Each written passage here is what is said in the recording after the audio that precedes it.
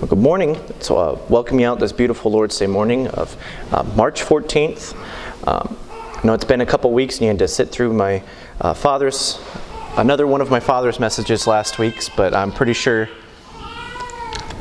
it was a blessing. That's up to you guys, whether or not it was or not.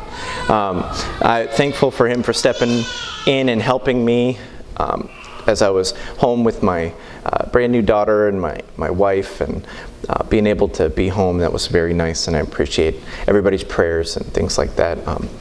We're continuing on in our study in Revelation. For those of us just jumping in, it's very easy to just jump in and learn about Revelation. We've been doing this study for months now. I don't remember when we started, and I'll have to do it. But I realized last week that we hit the halfway point. I was like, I'm halfway through Revelation. I've got it all figured out. There's a lot to learn here. Again, just a quick recap of what Revelation is. It sets us up for success right in the beginning. Verse 1 says it sent and signified it. And it says the revelation of Jesus Christ first and foremost. And that's what Revelation is to teach us. I know that seems very simplistic, oversimplistic, but it's to teach us more about Christ. That's what we learn from Revelation. That's what we extrapolate from Revelation. When we're reading Revelation and these things, these powerful, these wonderful images of the throne, of the judgments, of the vials, and all these things that we've gone over, every one of these aspects is to teach us and point us to Christ. And that's the most important thing about Revelation. Sometimes it's easy for people to get lost in the minutiae of Revelation, to want to say, I want to figure out what the locusts look like or things like that. That's not been my focus of the study.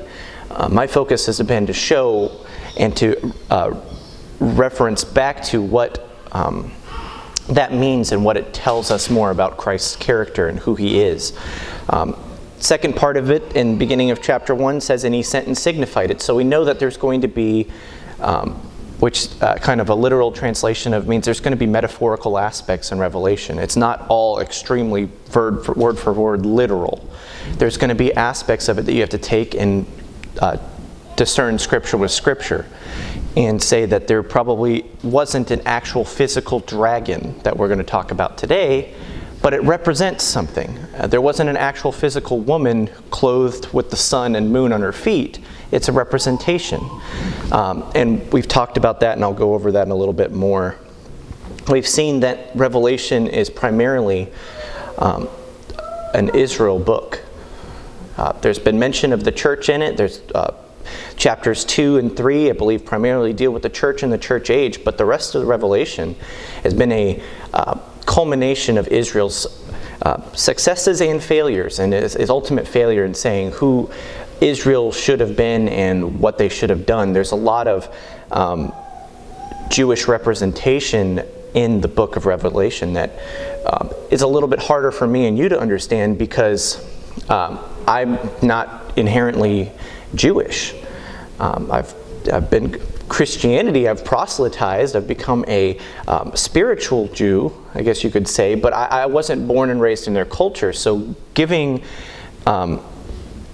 aspects of the history and going through and learning these things and saying, this is the things that they mention would be brought up in their everyday life. This is how they learn how to read. Some of these things have been become more clear, saying, this is referencing back to this very specific portion in Daniel, and we're actually going to be going back to Daniel today a little bit more as we talk about the great red dragon. We see that this is going to be a representation of lots of things, in that Israelites would have known, I know exactly what they're talking about. I know exactly what they're talking about because I studied this intensively as a child. I was taught from this portion of Scripture. I was told I needed to learn the book. And so we see in Revelation him turning that around and saying, hey, remember those portions of Scripture, those laws and things that you guys very closely followed, or those aspects of your life that you guys just would do and you didn't really take it for what it was supposed to mean. Here's that again. We've seen that in the two witnesses, and we've equivalated that back into, I believe, in Leviticus, where it's talking about that you need to have two. One to be able to condemn properly, to be able to put someone to death, you needed two witnesses, and that's why the two witnesses were sent. So that's kind of a quick overview of what we've kind of seen so far in Revelation, because Revelation 12 is a very metaphorical chapter. Has a lot of imagery, and of course it's talking about like a timeline here. And so we'll read Revelation chapter 12 real quick, and then we'll go through some aspects that we went through 2 weeks ago, and then we'll talk about some other portions. And I was going to focus on the red dragon today and what that kind of means for us and what that meant for Israel. It says, "And there appeared a great wonder in heaven, a woman clothed with the sun and the moon under her feet, and upon her head a crown of 12 stars. And she, being with child, cried, travailing in birth and pain to be delivered. And there appeared another wonder in heaven, and behold, a great red dragon, having 7 heads and 10 horns, and 7 crowns upon his head. And his tail drew a third part of the stars of heaven, and to cast them to the earth. And the dragon stood before the woman, which was ready to be delivered, for to devour her child as soon as it was born. And she brought forth the man-child, who was to rule all nations with a rod of iron, and her child was caught up unto God and to his throne. And the woman fled into the wilderness, where she hath place prepared of God, that they should feed her there 1,260 days. And there was war in heaven. Michael and his angels fought against the dragon, and the dragon fought and his angels, and prevailed not. Neither was their place found any more in heaven. And the great dragon was cast out, that old serpent called the devil, and Satan, which deceiveth the whole world. He was cast out into earth, and his angels were cast out with him. And I heard loud voice saying in heaven, Now is come salvation, and strength in the kingdom of our God, and the power of his Christ. For the accuser of our brethren is cast down, which accused them before our God day and night. And they overcame him by the blood of the Lamb, and by the word of their testimony, and they loved not their lives unto the death. Therefore rejoice, ye heavens, that ye dwell in them, and ye that dwell in them. Woe to the inhabitants of the earth and of the sea, for the devil is come down to you, having great wrath, because he knoweth that he hath but a short time. When the dragon saw that he was cast unto earth, he persecuted the woman which brought forth the man-child. And the woman were given 2 wings of a great eagle, that she might fly into the wilderness, into her place, where she is nourished for a time and half a time, for a time and times and half a time from the face of the serpent. And the serpent cast out of his mouth water as a flood after the woman, that he might cause her to be carried away of the flood. And the earth helped the woman, and the earth opened her mouth and swallowed up the flood which the dragon cast out of his mouth. And the dragon was wroth with the woman, and went to make war with the remnant of her seed, which keep the commandments of God and have testimony of Jesus Christ. There's a lot here in this chapter. There's a lot to glean from this chapter. We spent, I believe, the last portion 2 weeks ago speaking about who the woman is. The woman is Israel. It's reminiscent of Joseph's dream in Genesis chapter 37. The father and mother with the sun and the moon and the crown of 12 stars. We saw that the imagery there is conveying of Joseph saying that they're going to bow down to him, but this is a inherent Israelite imagery of the foundations of the tribes. So we see this woman who is as Israel's. Now there's, again, I'm just going to warn you, there's lots of interpretations of this, but I believe that this is the one that's seated in Scripture. There's people who say the women, the Roman Catholics essentially say the woman is Mary. It's not necessarily, I don't believe, the right interpretation, because I think it's to set forth a bigger picture of Israel, that Mary is an important part, but Israel is what this portion of Scripture is talking about. This is a historical context of Israel and what they've gone through and what is happening here. And it said that she cried and travailed in birth and pain to be delivered. We saw that there was, in Isaiah, Jeremiah, and Micah, different portions of Scripture where Israel was mentioned as a woman in travail, in birth.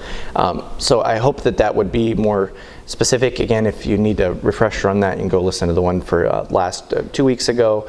That will give you more specific these things. But now we're going to talk about the great red dragon. Now we know who the red dragon is. That's an easy answer. Does anybody know who the red dragon is? It tells you later in the chapter. The devil. It's Satan. Yeah, that one's an easy one because it tells you later. It tells you in verse 9, it says, And the great dragon was cast out, that old serpent called the devil and Satan, which deceiveth the whole world. He was cast out into the earth, and his angels were cast out with him. So this is another one of those portions of Scripture, especially in Revelation, where it gives you the interpretation, and it's actually kind of rare. We see something similar happen in chapter 1, where he gives this whole beautiful representation of the stars, the candlesticks, and things like that, and then he immediately explains it right after. So when things are seemingly unclear, he will, God, that's the he I'm talking about, will give you what you're supposed to know. He will tell you exactly so that as not to be confused. He will say, hey, this serpent is the devil, because we've already mentioned a different beast here in previous chapters, and there's going to be other beasts that show up, and he wants you to know that this one with the very particular with the 7 heads, 10 horns, and 7 crowns, this one's the devil. So, my question to you is, back in verse 3, what is the 7 heads, 10 horns, and 7 crowns? That is very specific. It's something I've found in Scripture, when it's specific about numbers, it's wanting you to understand that it means something. It's not just saying that this is just what he looked at for no reason. We saw this kind of specific with the stones in the around the throne room, how they were representations of the was that the ephod that the priests wore, that brought back to the stones, about how beautiful it was, and it was a symbol, I'm speaking too fast, sorry, a symbol of just beautiful things that were ingrained in Jewish culture, and the way that they worshipped and things that they saw. So they were able to take these things and like, oh, I know what these beautiful stones mean because they're sitting around the throne. I know what those mean, and how that they might even correlate to the tribes of Israel, because there was 12 stones and specific. So now we see that there's 7 heads, 10 horns, and 7 crowns. And my question to you is, do you guys know what this means? And do you guys have any interpretations of this? This is a kind of a more open question, because it has an answer, and I believe it has answers in multiple places. I think the 7 heads are the 7 hills of Rome, I think. It could be. I've seen interpretations of that. I kind of want to equivalent it to, again, in Revelation chapter 17. So this is going to be 17 verse 9 verses 14, things like that. Basically in Revelation chapter 17, we see that there's a woman sitting on this beast, and they have, it has certain features that kind of equate back to this, to the 7 heads and the 10 horns and the 7 crowns. And so we'll just read very quickly in Revelation 17 verse 9. It says, "And here is the mind which has wisdom. The 7 heads are 7 mountains." Sorry, let me go back and let's read where the woman and what the imagery is in Revelation chapter 17. When verse 4 it says, "And the women were arrayed in purple and scarlet color and decked with gold." Oh, I'm sorry, verse 3. I'm sorry. I wanted to get through this quickly, but I need to slow down. 17:3 says, "So he carried me away in the spirit into the wilderness, and I saw a woman sit upon a scarlet-colored beast, red beast, full of names of blasphemy, having 7 heads and 10 horns." I would say that this is probably the same beast. Red, 7 heads, 10 horns. I don't think that that's too much of a stretch to say that this is the same beast, personally. "And the woman was arrayed in purple and a scarlet color, and decked with gold and precious stones, having a golden cup in her hand, full of abominations and filthiness of her fornication. And upon her forehead was the name written, Mystery Babylon the Great, the mother of harlots and abominations of the earth. And I saw a woman drunken with the blood of the saints and with the blood of the martyrs and of Jesus. And when I saw her, I wondered with great admiration. And the angel said unto me, Wherefore didst thou marvel? I will tell thee the mystery of the woman and of the beast that carrieth her, which hath the 7 heads and 10 horns." So he basically says, I'm going to tell you what this means. He says, "The beast that thou sawest was and is not, and shall ascend out of the bottomless pit and go into perdition, that they that dwell in the earth shall wonder, whose names were not written in the book of life from the foundation of the world, when they behold the beast that was and is not, and yet is. And here in the mind which hath wisdom, the 7 heads are 7 mountains on when the woman sitteth, And there are 7 kings, 5 are fallen, and 1 is, and the other is not yet to come. And when he cometh, he must continue for a short space. And the beast was, and is not, and even he is the 8th, and all the 7, and goeth into perdition. And the 10 horns which thou sawest are 10 kings, which have received no kingdom as of yet, but receive power as kings 1 hour with the beast. These have one mind, and shall give their power and strength unto the beast. These shall make war with the Lamb, and the Lamb shall overcome them, for he is the Lord of lords and the King of kings, and that they are with him are called and chosen and faithful. And then he said, and seest unto me the waters which thou sawest, where the whore sitteth, are peoples and multitudes and nations and tongues. And the 10 horns which thou sawest upon the beast, these shall hate the whore, and shall make her desolate and naked, and shall eat her flesh, and burn her with fire. For God hath put in their hearts to fulfill his will, and to agree, and give their kingdom unto the beast, until the words of God shall be fulfilled. And the woman which thou sawest in that great city, which reigneth over the kings of the earth. So we see these, the meanings, and he says that she sits on 7 hills, and we see that there's 7 kings as well. It's quite possible, and this is, again, a kind of a classical translation or interpretation that, the 7-hilled city is known as the Vatican, right? Rome specifically. So it could be the Roman Catholic Church.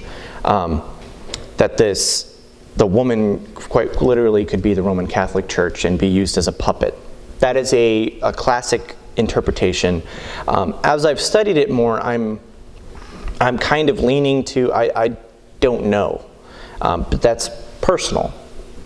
I think it's more than Rome. I think it's false religion when you think of chapter 17 and 18. It's the judgment against Babylon. And it's religious Babylon and political Babylon.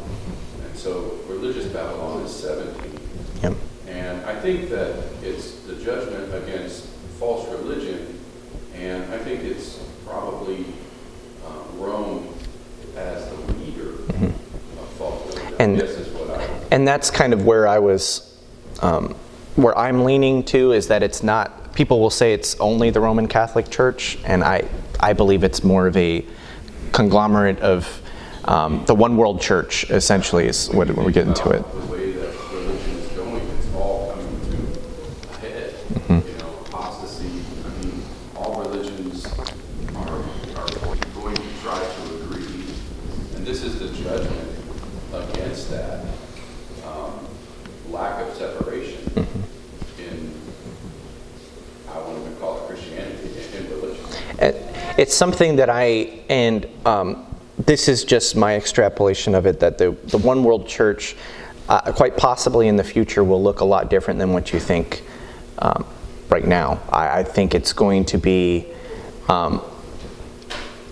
spearheaded by the Roman Catholic Church. That's my personal belief, because the way that this is kind of reigned out is very reminiscent of the papacy.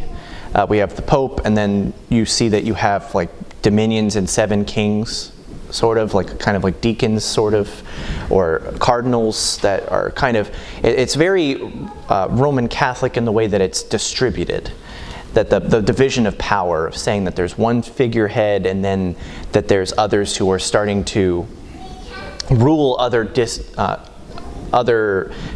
dominions within this conglomerate, I guess you could say. That there's other people who are looking towards the one person, and then eventually there's going to be a turn.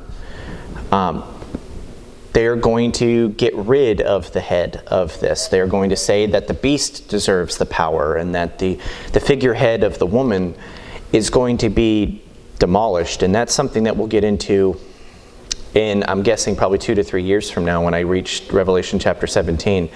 But when we get there, it's one of those things where it's explaining aspects of it to lead it, to not let you have to guess, that there's things that I can't pinpoint, things that I can't tell you for sure that it's going to be, and that's okay.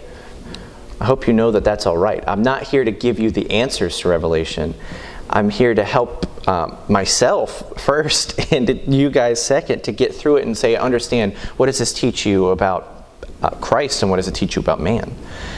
What does this teach you about the state of people there? Yes, Don? I'm wondering in 10, when it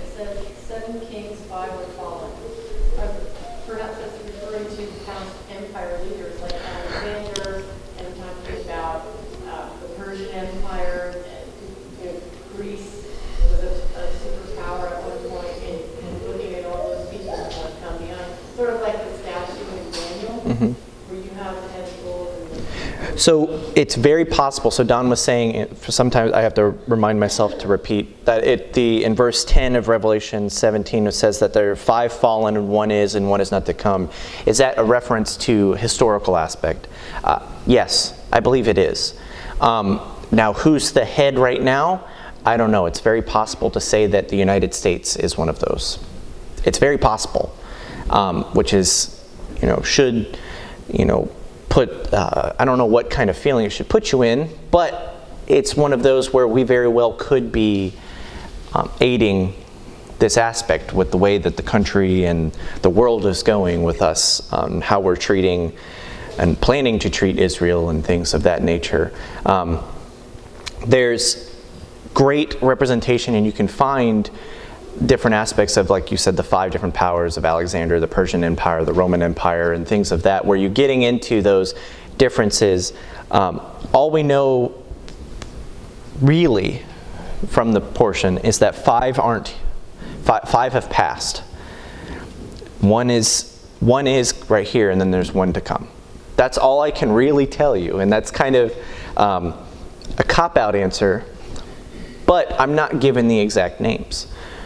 And so that's kind of come to another point of the study of Revelation, is when it leaves it open to not interpretation, but into conjecture, or to say that, that there's certain aspects that fit it, and you could kind of, this is where people get put into the problem of saying that Revelation is a historical view of everything that's happened before. Well, this is one of the portions of Scripture that I turn to and say, well, how do you say that this is historical when there's one that is right now and then there's one yet to come? What else is there supposed to happen? How else is this? If this is clearly speaking of the future, what are you supposed to, how do you explain that away? And they'll be like, oh, it's these different empires. But to not get into that necessarily, just knowing that it's giving you the setting of what is happening. It's giving you the greater worldview. Really quick, I wanted to mention and kind of bring back to your mind that Revelation is man's view of the end times. It's given to John, who has very, very real and emotional and physical and wrong responses. We've seen where he was crying when he should have been giving the right answer. We've seen where he was asking questions that he should have known the answer to, and they were given, he's like, who can open the seal? And I started to weep, and he's like, no, this is, Christ can open the seal. The Lamb can open the seal. We see John having this greater human view of the end times, which kind of leads up into these different political spectrums that we see that are mentioned in Revelation, where we see that there's different people ruling and what it means and how you're supposed to look at it from man's view. It's very interesting to see in Revelation, you see, and you're going to have to forgive me with how I phrase this, but you see God stoop down to man's level and explain it to you. He says, from your eyes, this is what it looks like. This is what it means to you. And this is what we've kind of seen with the scorpions and the locusts. And he's like, I can't really explain this to you any other way than this is what it looks like, because otherwise you're not going to understand it. He's like, you just have to understand the ramifications of what's happening. You have to understand the seriousness of what's going on. You have to understand the gravity of the situation, not necessarily the minutia. We've even seen portions of Scripture in Revelation where he starts to write things down. It's in Revelation chapter 10, I believe, where he starts to write things down, and God says, no, don't write that down. That's not what's important.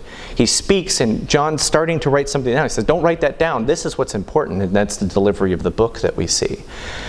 So we see this importance of looking at it through John's eyes of what he's seeing. He's getting explained in this vision, and he's being told these things and given these literal visions and then these metaphorical visions that help him see the greater picture.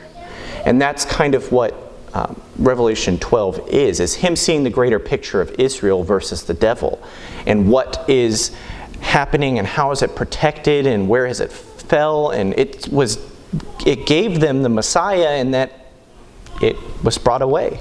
They didn't accept it. We see that we're given this overview of this beautiful battle that he wasn't privy to. Again, it's something that has been on my mind a little bit more, is when he gives them these, like, I say, quote-unquote interludes, he's giving him the behind-the-scenes picture. He's like, hey, this is greater than what you are imagining. If you actually saw what was happening behind the scenes, if you understood what was happening globally and how I was protecting you, Israel, how I was protecting Israel, how I was preserving my seed, how I was doing these things for your benefit, you would be in awe. You would clearly understand of who I am. But I'm not giving you that because what I've given you should be enough. What you guys should understand, the situations you're in, is enough to understand God. So he's giving him these great and fact-filled not synapses. I want to say synapses for some reason. Summaries, snapshots is what I was going to say. Snapshots of the historical version or the historical timeline of Israel, and now he's getting these things and going, wow, this is unbelievable. But who is he giving this to? Remember, who is Revelation for? The Israelites. He is telling Israel their history, which is a big slap on the wrist to Israel. Because if you talk to, and you've seen in multiple chapters, they know their lineage. They know their history. We have Abraham's seed. We know. So for God to take a step back and say, this is your history. This is what you guys don't understand. This is what you haven't seen. This is what you failed to recognize.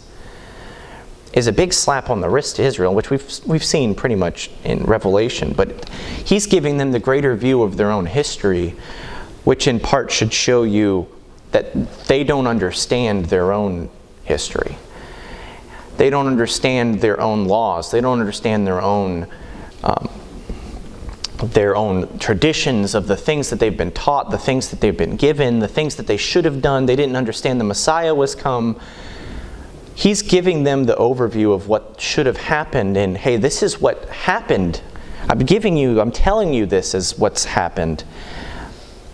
And he's showing them what's also going to continue to happen.